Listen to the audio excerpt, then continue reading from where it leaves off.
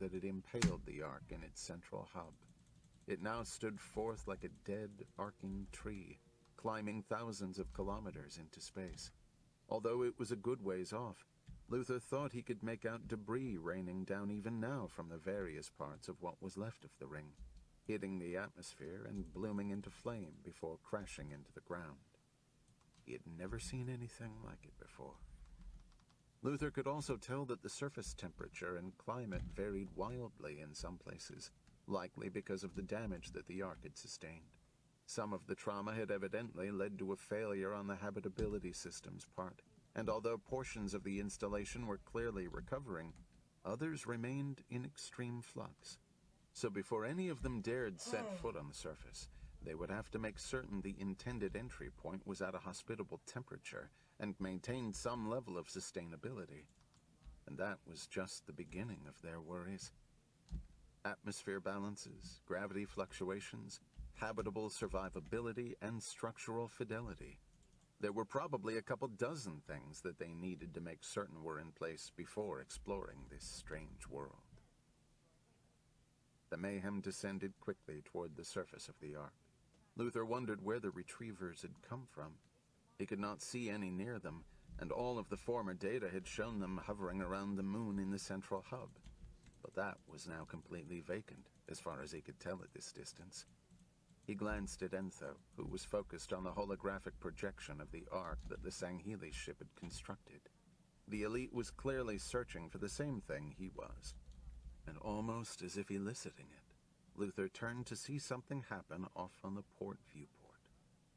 A section of one of the spires began to slide open on the mayhem's approach, but as Luther examined it further, it seemed too incredible to be really happening. An enormous, ocean-sized body of water opened up like a gargantuan floor had suddenly dropped out, its waters pouring down on all sides into a huge hole. From this distance, the aperture appeared small, but it undoubtedly constituted several dozen kilometers of surface. There was a brief flare, and then 3 motes of light emerged from it. Luther turned to the holographic projection, and it validated what he was dreading. The trio of motes was, in fact, fully armed retrievers.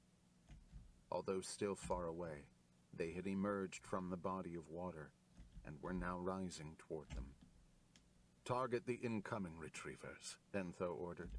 "Fire at will." Mayhem's gunners immediately found that these retrievers were much faster than their predecessors. They cut left and right, darting around the Mayhem's blasts, and they began shooting back heavy volleys of energy. The great ship shuddered as the retrievers' firepower hit home. "Evasive maneuvers," shouted Entho. "Sehar, return fire!" "Yes, Commander," shouted Sehar, who was presumably the weapons officer. The Mayhem angled around, and its plasma cannons ripped out at the 3 retrievers, seemingly firing everywhere at once. It was more of a feint than anything else, Luther could tell, trying to buy time rather than expose itself to a direct hit. The retrievers hammered the Mayhem from all sides. Luther was knocked off his feet, as was Vale near the holographic display. She hit the ground hard, and he wondered if she was all right. But before he could act, Luther saw Spartan Holt running over to Vale and crouching over her, effectively protecting her body from the ship's violent jostling, which continued with each hit. Luther also had an instant to see that Captain Richards and Spartan Kodiak had managed to grab hold of something, but his own grip came up a few inches short, just missing a railing that would have provided support. He fell to the floor, the sound of explosions all around him. Entho was shouting additional orders, but he couldn't understand the Sangheli with his ears now violently ringing. Despite the carnage and naval maneuvering outside, Luther was surprised to find that the Sangheli and Entho's crew were largely unaffected. They were used to the whirl and frenzy of space combat, whereas he was not at all. But then Luther came to the conclusion that the ship might very well be shot down and either explode in space or crash onto the Ark's surface. The thought twisted his stomach. He started to clamber to his feet and suddenly saw Kodiak gesturing wildly at him and pointing upward. Luther looked up. Something had broken off from overhead. and was falling straight toward him. He dodged quickly to one side, but wasn't able to get entirely clear. Part of the bridge's ceiling struck him on the side of the head, and he tumbled backward. The force from Mayhem's aggressive movement slammed Luther against the deck, and blackness suddenly overwhelmed him. Enthos Rome noticed some of the humans falling, but didn't have the time to intervene. He was too busy shouting instructions as the Mayhem continued its furious skirmish with the retrievers. He had ordered the corvette closer to the surface of the Ark in an effort to shake it free of its pursuers, using a large mountain range in the central hub to split the difference. In space, the new retrievers' numbers and speed gave them a distinct advantage. On the surface, however, the Mayhem might have a chance. Granted, it was no nimble fighter, but Entho didn't have many options at his disposal.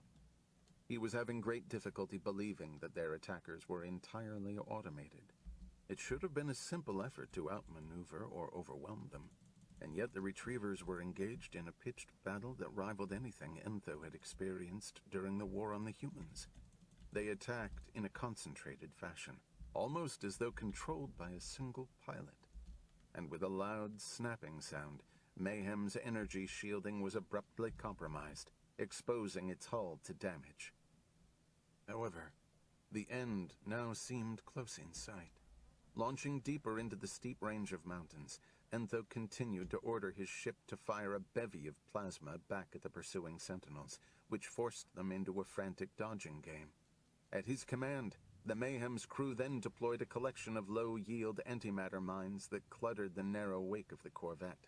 With that, 2 of the retrievers were disposed of in a twin bloom of white-hot energy.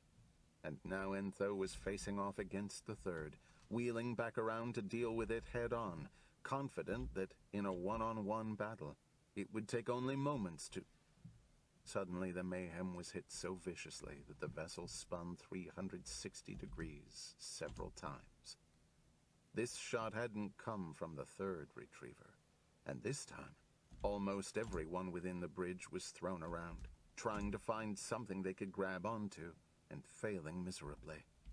The Spartan called Holt had lost his balance and been thrown away from Olympia Vale, but the Huragok had, with its tentacles, somehow managed to lift both humans, who were either dead or unconscious, so that as the ship spiraled they were kept hovering safely in mid-air.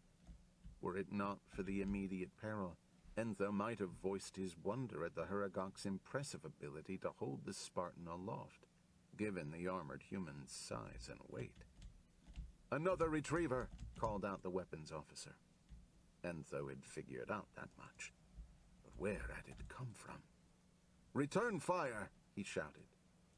The Mayhem shuddered repeatedly as the corvette was hit over and over again. For a brief moment it regained stability and rose up from the Ark's surface to get some space between it and its attackers. Fortunately enough, this short respite allowed the Mayhem to return fire, evidently stalling out their pursuers. But then something remarkable happened. As Mayhem banked hard right to center up on the remaining retrievers, the 2 machines suddenly connected and quickly became one. Although somewhat similar in shape to the individual retrievers, this new machine was even more problematic, dodging and twisting away from the Mayhem's blasts.